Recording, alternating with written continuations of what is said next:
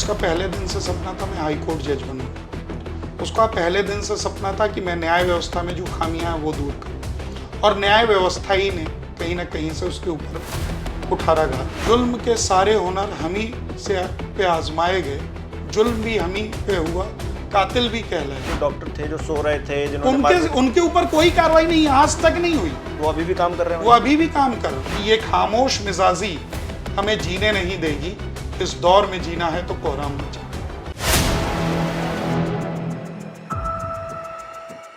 नमस्कार दोस्तों, कैसे हैं आप लोग? उम्मीद है आप सभी अच्छे होंगे।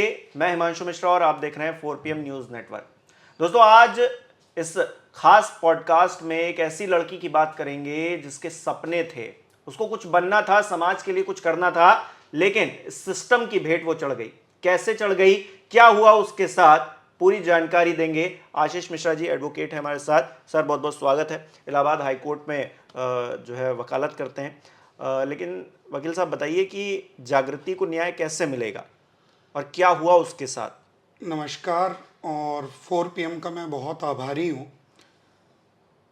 सबसे बड़ी चीज़, जिस लड़की की हम बात करने जा रहे हैं, उस लड़की का पहले दिन से सपना था कि मैं गरीबों को, असहायों को न्याय दिलाऊंगी।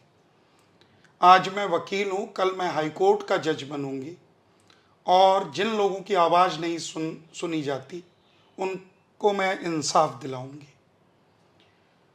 एक लड़की जो अपने गरीब माँ बाप का सहारा बनना चाहती थी, एक वो लड़की जो खुद से हाई कोर्ट बार को रिप्रेजेंट करना चाहती थी as a player, as a वकील, वो हाई कोर्ट की टीम में सेलेक्ट होती है।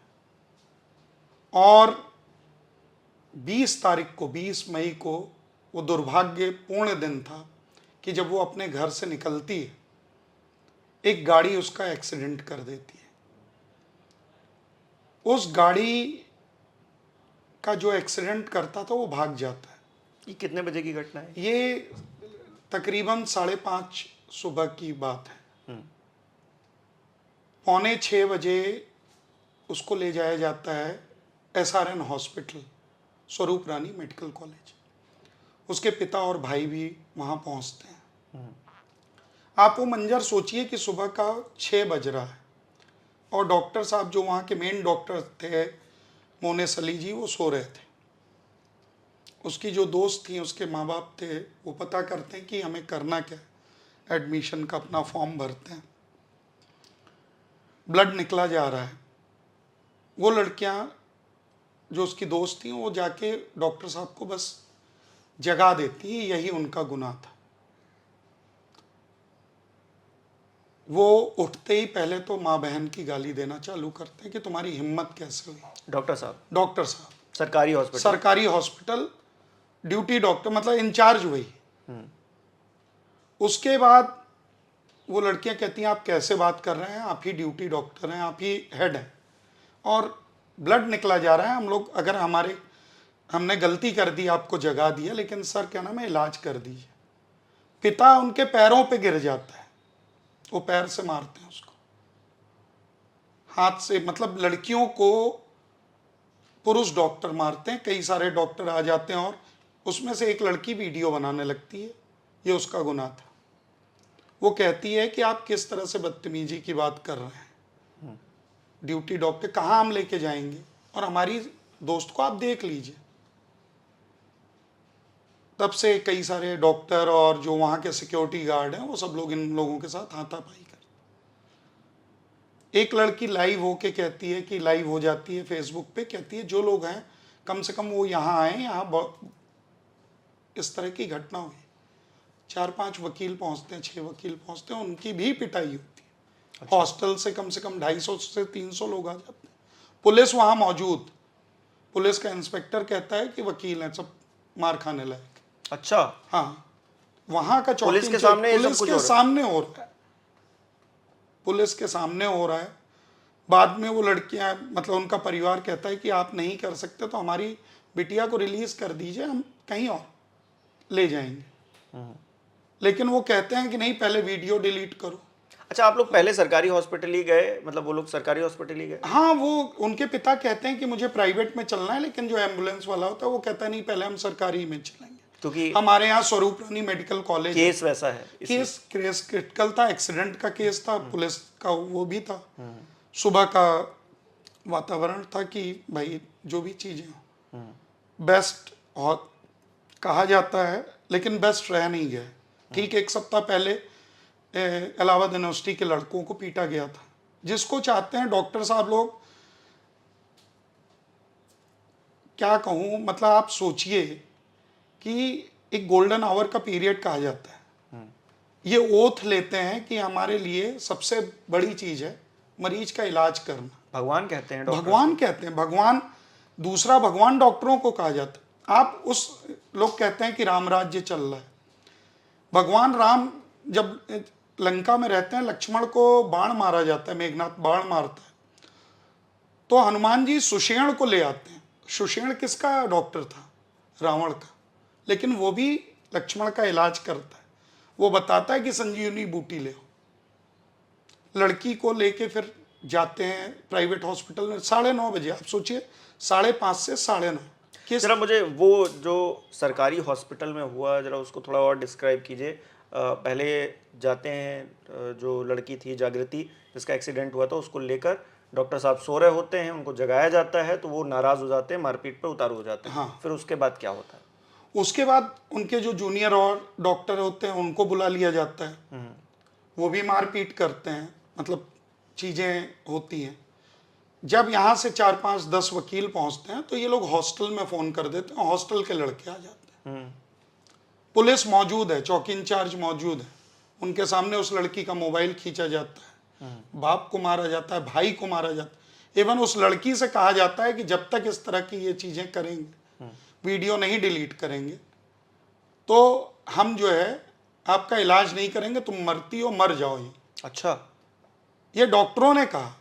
4 घंटे तक प्राइमरी, जो एक्सीडेंट कभी भी होता है, आप सोचिए, तो प्राइमरी इलाज तो किसी भी बिल्कुल सही बात की है। चीज है, 1 घंटे में अगर प्राथमिक इलाज मिल जाता है तो वो लाइफ सेविंग है। वो बच जाता। आप खुद बताइए, एक पांव का, पैर का एक्सीडेंट हुआ था, बाद में पता चला पेनक्रियास की वो थी, लेकिन अगर प्राइमरी इलाज दे देते, इतना ब्लड ना निकलता, तो लड़की जिंदा होती। और वो लड़की जो कि हमेशा, मतलब आप सोचिए, जब उसे एम्बुलेंस से पीजीआई ले जाया जा रहा था, तो अपने पिता से कहती है, पिताजी मेरी पेन इंसाफ दिलाएगी, आप निश्चिंत रहिए। उसको यकीन था। उसको यकीन था कि अपने सिस्टम पे, अपने जुडिशियल सिस्टम पे, और खास करके योगी जी के न्याय पे भी। बड़ी आश्चर्यजनक आपको घटना बताऊं, मैं थोड़ा सा फास्ट फॉरवर्ड करके बता रहा हूं। वो 20 दिन तक लखनऊ में रहती है। हमारे सचिव महोदय माननीय योगी जी से मिलते हैं, लेकिन उस लड़की से वो मिलना उचित नहीं समझते हैं। योगी जी सबसे मिलते हैं, गरीबों से मिलते हैं, बेटियों की न्याय की बात करते हैं, लेकिन उस कन्या से कोई भी नहीं मिलता है, उस लड़की से कोई भी नहीं मिलता। ब्रजेश पाठक जी पहले, इस समय स्वास्थ्य मंत्री हैं, लेकिन वो विधि मंत्री थे, वो खुद वकील हैं, लेकिन उनकी सिंपैथी जो है वो उस गरीब लड़की के लिए ना हो के डॉक्टरों के प्रति रहती है। आप को मैं क्या बताऊं, सबसे बड़ी चीज एक कहा गया है कि जुल्म के सारे हुनर हम ही से पे आजमाए गए, जुल्म भी हम ही पे हुआ, कातिल भी कहलाए गए। पिता की लाश के सामने एक गलत वीडियो बनाया जाता है, बच्ची की लाश के सामने, लाश पड़ी हुई। एक कुलदीप सिंह चटपटिया पत्रकार हैं, वो जाते हैं, कहते हैं आपको तो 2 लाख बार ने दे दिया, 5 लाख वो दे दिया, 5 लाख सरकार दे देगी, आप बयान जारी करिए कि कोई भी वो ना हो। गलत बयान दिलवाया जाता है कि मुझे कोई भी राजनीति नहीं चाहिए। अच्छा, इस पूरे मामले पे आते हैं, लेकिन वो जो सरकारी हॉस्पिटल से फिर जो प्राइवेट हॉस्पिटल में जाते हैं, उसके बीच क्या होता है, मतलब क्या प्राइवेट हॉस्पिटल में 9:30 पे जाते हैं। हमारे यहाँ डॉक्टर यूबी यादव हैं, हड्डी के विशेषज्ञ हैं, वो इलाज करते हैं, 1 दिन तक रखते हैं अपने यहाँ, दूसरे दिन कहते हैं कि इनको पीजीआई लेके जाइए। क्यों, ऐसा क्यों, मतलब पहले तो उन्होंने कहा कि हड्डी टूटी है, दूसरे दिन बताते हैं कि पेनक्रियाज में दिक्कत है और हम नहीं कर सकते हैं। अगर वो तुरंत कह देते और तुरंत लड़की पीजीआई आ जाती तो भी हो सकता था, चांसेस थे। मतलब प्राइवेट हॉस्पिटल में भी लापरवाही आप सोच लीजिए भैया, उस परिवार की स्थिति ये है कि वो उसका पिता कैसे सरवाइव करके अपनी बिटिया को पढ़ाया, बिटिया पूरा का पूरा मेहनत करके अपने परिवार की जीवनदायिनी थी। एक कमरे में 10 बाई 10 के कमरे में 5 लोग रहते हैं, इलेक्ट्रीशियन है पिता, उसको क्या समझ है? प्रशासन को पता है, वकील जाम पे बैठ गए, डॉक्टर धरने पे बैठ गए। आपने एक नायक मूवी देखी होगी, उसमें एक लड़के का एक्सीडेंट होता है, बस वाले जाम कर देते हैं, वो जाम कर देते हैं, लेकिन जो आदमी मर रहा होता है उस पर किसी का ध्यान नहीं। बिल्कुल। इलाहाबाद प्रशासन के लिए पीजीआई बड़ी जगह नहीं थी, यहाँ के गवर्नमेंट के लिए भी सारी चीजें वो नहीं थी, लेकिन उस पर किसी का ध्यान ही नहीं गया कि उस लड़की के साथ कैसे हो रहा, उसका परिवार कैसे वो कर रहा है। हमारी बार एसोसिएशन में आम सभा होती है, यह तय किया जाता है कि उस लड़की को प्राइमरी इलाज के लिए हम 2 लाख देंगे, बाकी जो भी खर्चा होगा वो बार उठाएगी, लेकिन उस 2 लाख के अलावा कुछ पैसा नहीं आता है। हमारे यहाँ 2 माननीय जज कॉस्ट लगाती है, वो भी उसके एक, हमारे यहाँ वरिष्ठ अधिवक्ता वो जिस दिन 13वीं थी उसके एक दिन पहले वो पैसा देते हैं। जस्टिस शमशेरी साहब के ऑर्डर में है, वो पैसा अभी तक नहीं दिया गया। 1 लाख रुपए इम्पोज हुए थे कि इलाज में जो भी खर्चा आएगा वो दिया जाए उस बिटिया को, लेकिन अब इलाज क्या, अब तो अब मर गई वो। अच्छा, तो कब फिर आप प्रयागराज से कब लखनऊ के लिए आते हैं? मुझे डेट कंफर्म नहीं, लेकिन 21 तारीख को, 21 को, 20 को ये होती है, 21 को जो है लखनऊ के लिए आते हैं। लखनऊ में ऑपरेशन पीजीआई में सफल होते हैं। अच्छा। उसको आईसीयू से जनरल वार्ड में किया जाता है, लेकिन सबसे बड़ी चीज अचानक वो कोलैप्स कर जाती है। तो जब ऑपरेशन सक्सेसफुल था तो फिर ऐसा क्या? यही तो मैं कह रहा हूँ, मेरी तो हमेशा मांगे इस पे सीबीआई की जांच होनी चाहिए, क्योंकि ये छोटा मैटर नहीं है, एक बहुत बड़ा, आप सोचिए मेडिकल माफिया इतनी तरह से घुसा हुआ है। डॉक्टर्स क्या करते हैं, अब मैं उस पे आता हूँ। डॉक्टर्स स्ट्राइक पे चले जाते हैं, वही मारते हैं, वही पीटते हैं और वही स्ट्राइक पे बैठ जाते हैं, वो भी एसी कमरे में। उस दिन की घटना के उस दिन की घटना, उसी दिन की घटना।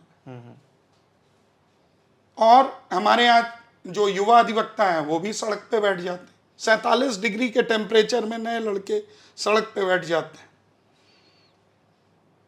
प्रशासन का क्या काम था? प्रशासन का काम था कि उस लड़की को इलाज मिले, जो आरोपी हैं उनकी गिरफ्तारी हो। सही। 307, 309 मतलब 92 में एफआईआर लिख ली जाती है, बीएनएस हो गया 103। उसकी गिरफ्तारी नहीं होती, किसी की गिरफ्तारी नहीं होती। प्रिंसिपल जो है वो लेटर जारी करते हैं कि 2 विभागों के सारे डॉक्टरों को निलंबित कर दिया गया, लेकिन वो नाम नहीं बताते हैं आज तक किन लोग, कौन कौन थे डॉक्टर, ये प्रशासन द्वारा या मेडिकल कॉलेज द्वारा नहीं बताया गया। लेकिन हाँ, जिसको हटाना चाहिए, जिसको टर्मिनेट करना चाहिए, उसकी जगह एक बड़े सीधे साधे जो प्रिंसिपल हैं डॉक्टर वीके पांडे, उनको हटा दिया जाता है। और इनको जिनका जो डॉक्टर थे जो सो रहे थे, जिन्होंने उनके ऊपर कोई कार्रवाई नहीं, आज तक नहीं हुई। वो अभी भी काम कर रहे हैं? वो अभी भी काम कर रहे हैं। ओहो। उन पे आज तक कोई कार्रवाई नहीं हुई, ना उनका सस्पेंड है कि टर्मिनेट है, क्या है किसी को नहीं पता। नहीं, इससे बड़ा मतलब अंधेर नगरी क्या होगी? मतलब डेप्यूटी सीएम को बताना चाहिए, ब्रजेश पाठक जी को देखना चाहिए कि क्या हो रहा है उनके विभाग में। वो तमाम बातें अखिलेश यादव और तमाम करते हैं, लेकिन अब देखिए नहीं, सबसे बड़ी चीज मैं कह रहा हूं, अखिलेश यादव जी की बात, सबसे बड़ी चीज है कि वकीलों का पेन की लड़ाई 2 लोग संभालते हैं। अगर आप देखिए, कार्यपालिका, विधायिका और न्यायपालिका। न्यायपालिका का जो मेन अंग है वो अधिवक्ता है। जब अधिवक्ता ही नहीं सुरक्षित है तो आम पब्लिक क्या सुरक्षित रहेगी? और ब्रजेश पाठक जी अभी स्वास्थ्य मंत्री हैं, लेकिन इसके पहले विधि मंत्री थे, लॉ ग्रेजुएट हैं। उनको आप पूरा देख लीजिएगा सर्च करके, कहीं कोई बयान उन्होंने जारी किया हो? ब्रजेश पाठक जी कहते हैं वो ब्राह्मणों का सम्मेलन हुआ, ठीक, लड़की ब्राह्मण मर गई, डॉक्टर ब्राह्मण हट गया, और कोई भी इंसाफ नहीं। किस बात के आप ब्राह्मण हो भाई? एक लड़की वकील थी, आपकी फेटर्निटी की थी, आप भी वकील हो, आप विधि मंत्री भी थे, आपने उसके लिए उचित नहीं समझे। योगी जी पे आ जाते हैं। माननीय मुख्यमंत्री जी अगर इस समय मुख्यमंत्री हैं तो उसके साथ साथ वो विधि मंत्री भी हैं। लॉ का डिपार्टमेंट माननीय योगी जी के पास है और बेटियों की न्याय की बात माननीय योगी जी करते हैं, लेकिन इस बिटिया जो बहुत गरीब है, लाचार है, उसके साथ इतना बड़ा अन्याय हुआ। और हमारे सचिव महोदय पहुंचते हैं, वो सारी चर्चा करते हैं, लेकिन उस बिटिया की चर्चा नहीं करते हैं कि योगी जी आप कम से कम एक बार देख लीजिए। अगर वो मुख्यमंत्री के संज्ञान में ला देते इस चीज को। प्रशासन ने कहा कि हम प्राइमरी चीज जो भी होगा हेल्प करेंगे और ज्यादा से ज्यादा भविष्य में मदद करेंगे। 2013-14 है या 17 के समय में एक नवी हत्याकांड होता है इलाहाबाद में। शैलेंद्र सिंह जी गोली मार देते हैं एक अधिवक्ता को। पूरा देश स्तब्ध था क्योंकि वो न्यूज पता चली सबको। जागृति की न्यूज तो इलाहाबाद के बाहर किसी को पता ही नहीं। और जिसने एक्सीडेंट किया था उसका पता चला? उसका भी पता चला तो उसको भी छोड़ दिया जाता। अच्छा, उसको पकड़ा गया था? उसको पकड़ा गया, उसको छोड़ दिया गया। क्यों? मतलब ऐसा क्यों? मतलब सिस्टम है। नहीं, कोई रीजन दिया पुलिस ने कि हमने पकड़ा? पुलिस ने यही कहा कि क्या कहते हैं वो 7 साल की से ज्यादा अभी तो चल रहा है, जांच चल रही है, समझ में नहीं आ रहा। मैं उनसे पूछा था अभी प्राइमरी। अच्छा, सबसे बड़ी चीज गाड़ी का इंश्योरेंस था कि नहीं ये भी वो नहीं बता पा रहे हैं आईओ महोदय। तो मतलब हर जगह मतलब पूरा का पूरा सिस्टम जो है उसने, ये सिस्टम का फेल्योर है, ये न्याय का फेल्योर है। जागृति आज नहीं है तो सिस्टम रिस्पॉन्सिबल है इस चीज़ के लिए। सिस्टम 100% रिस्पॉन्सिबल है और ये गड़बड़ी हुई है हमारे द्वारा। हमारे अधिवक्ता, मैं ये नहीं कहता हूँ, मैं कह रहा हूँ हमारे अधिवक्ता भी हो सकता है गलत रहे हैं। इसकी प्रॉपर जो जांच चल रही है, जुडिशियल कमेटी बनी कर रही है, लेकिन इसकी प्राइमरी सीबीआई जांच भी होनी चाहिए। इसकी मैं हमेशा मांग कर रहा हूँ और पिता माता का भी यही कहना। उनकी एफआईआर नहीं लिखी गई। आप सोचिए, रिया खान जो है वो उस लड़की की दोस्त थी। पिता ने कहा कि मुझे भी अपना वो देना है चीजें, क्योंकि वो लगातार परेशान थे। भाई इधर लड़की एडमिट हुई 20-22 दिन, यहाँ एक लाचार बाप कर क्या सकता है भाई? उसके लिए तो 6.5 लाख जो भी खर्च हुए उसके लिए तो वो 6 करोड़ के बराबर थे ना। अभी उसका डेथ सर्टिफिकेट आप सोचिए कितनी आश्चर्य। पोस्टमार्टम रिपोर्ट अभी परसों मिली है, कल परसों। और उसमें क्या बताया गया है? उसमें तो अभी उन्होंने कहा है कि अभी सप्लीमेंट्री रिपोर्ट आनी बाकी है। अच्छा, अभी तो पूरा बता रहा हूं ना कि मृत्यु प्रमाण पत्र अभी नहीं बन पा रहा है। तो जागृति को न्याय मिले, हम तो यही चाहेंगे। आशीष जी, आपने ये पूरा मुद्दा उठाया है, हम उम्मीद करेंगे कि जिम्मेदारों तक जो है बात पहुंचे। मैं एक चीज और जोड़ना चाहता हूँ। सबसे बड़ी चीज जो जागृति है, उसका पहले दिन से सपना था मैं हाई कोर्ट जज बनूंगी।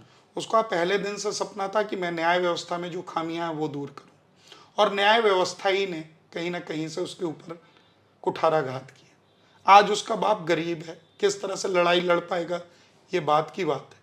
लेकिन आप सोचिए, बार ने वादा किया कि 5 लाख रुपए दिए जाएंगे। मृत्यु दावा जो होता है, डेथ क्लेम हमारे, वो अभी तक नहीं दिया गया।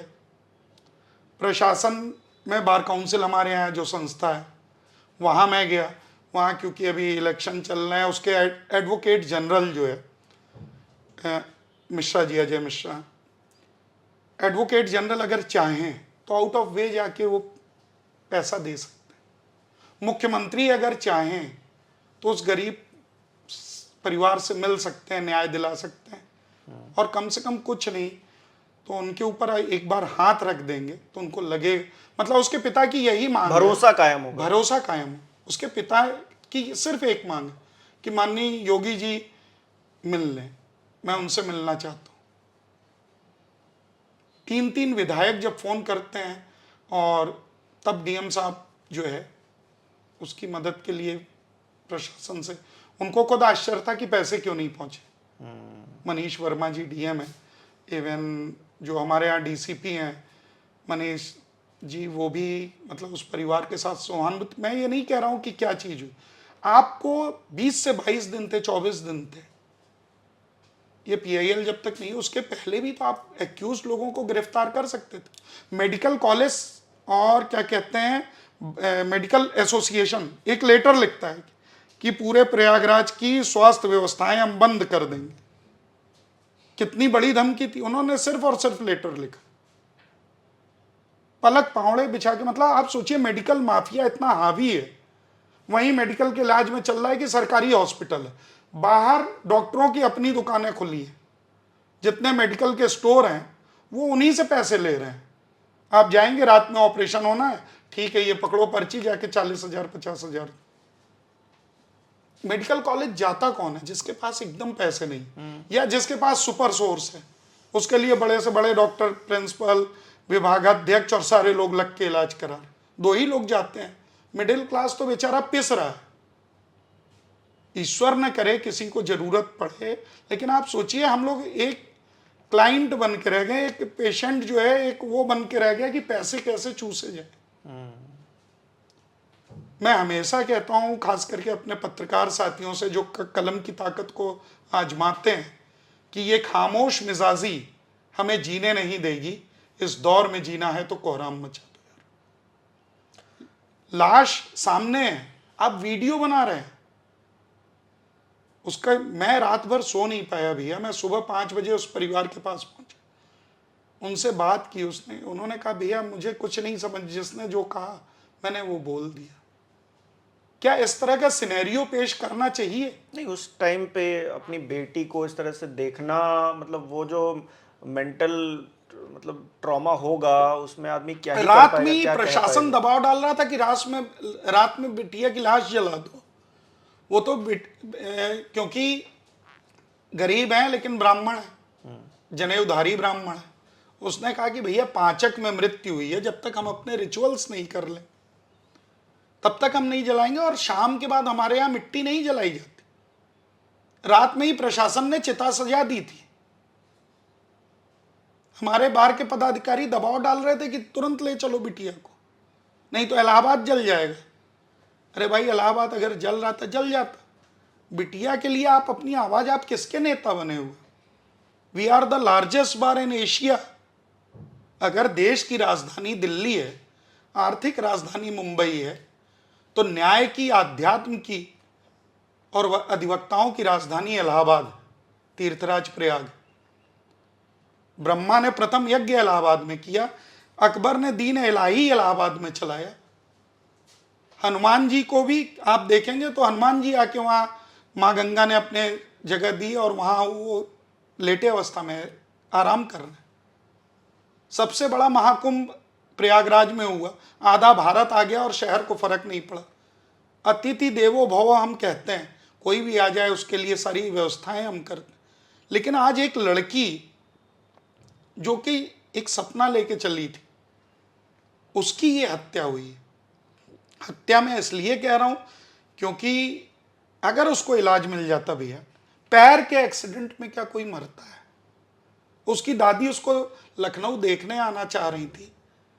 वो दादी को अपने मना करती है कि दादी आप मत आओ, मैं सही होके आऊंगी और आप कलम की ताकत देखोगी। वो कलम पे विश्वास कर रही थी, वो सिस्टम पे विश्वास कर रही थी कि चाहे जितना भी हो, देश आजाद हो चुका है, हम लोग प्रजातंत्र में जी रहे हैं। इस समय तो एक यमराज, एक कातिल की तरह डॉक्टरों ने व्यवहार किया। किसी भी, मैं तो ब्रिजेश पाठक जी को पता नहीं क्यों उन्होंने जो सोचा हो, न तो उस परिवार से मिलना उचित समझा, न डॉक्टरों को डांटा, न तो बयान कहीं दिया कि डॉक्टरों की इस तरह की हरकतें उचित नहीं। सामने मेडिकल कॉलेज है, सामने क्या नाम है, दुकानें खुली हुई हैं और दुकानों में खुलेआम धंधा होता है। सरकारी डॉक्टर हैं और प्राइवेट प्रैक्टिस चला रहे हैं। एएमए एक प्राइवेट संस्थान है। इलाहाबाद मेडिकल एसोसिएशन के डॉक्टर धमकी दे रहे हैं कि हम किसी का इलाज नहीं करेंगे। मतलब एक आप जागृति के लिए पूरा का पूरा हमारे यहां तो न्यायपालिका नहीं बंद हुई।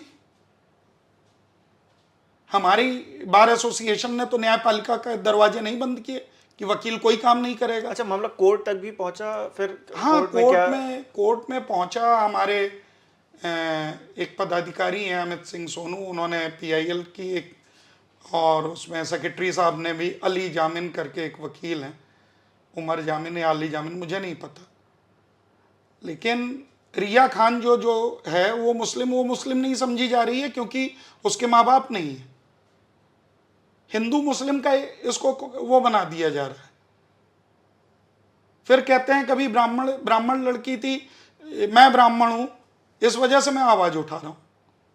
भाई सुनील श्रीवास्तव की डेथ हुई, राघवेंद्र यादव की, मैंने पता नहीं, मतलब मेरी तो आत्मा कचोटती है कि हमारी बार एसोसिएशन के अधिवक्ताओं के साथ जब ऐसा हो सकता है, इलाहाबाद में रह के ये चीज हो सकती है, तो कौन अछूता रहेगा? कौन अछूता रहे? जो बांदा है, चित्रकूट है, बिल्कुल दूर दराज के जो इलाके हैं वहां पे अगर कोई घटना हो रही है तो उसकी आवाज कैसे कोई सुनेगा? बहुत मार्मिक और बहुत ही मतलब दुख देने वाली, दर्द देने वाली ये घटना। बहुत बहुत शुक्रिया आशीष जी, आप हमारे साथ जुड़े, आपने ये घटना उठाई। हम तो उम्मीद करेंगे कि जिम्मेदारों तक आवाज़ पहुंचे और जागृति को न्याय मिले, सिर्फ ये देखकर नहीं कि वो एक लड़की थी, बल्कि ये देखकर कि वो कुछ बनना चाहती थी, कुछ करना चाहती थी, लेकिन इस सिस्टम ने कहीं ना कहीं उसकी हत्या कर दी एक तरह से। आप किस तरह से देख रहे हैं, हमारे दर्शक किस तरह से देख रहे हैं, कमेंट करके बताएं। इस वीडियो को लाइक करना, शेयर करना मत भूलेगा। हमारे चैनल को सब्सक्राइब नहीं किया तो वो भी जरूर कीजिएगा। आप हमें सहयोग भी कर सकते हैं ज्वाइन बटन पर क्लिक करके। बहुत बहुत धन्यवाद।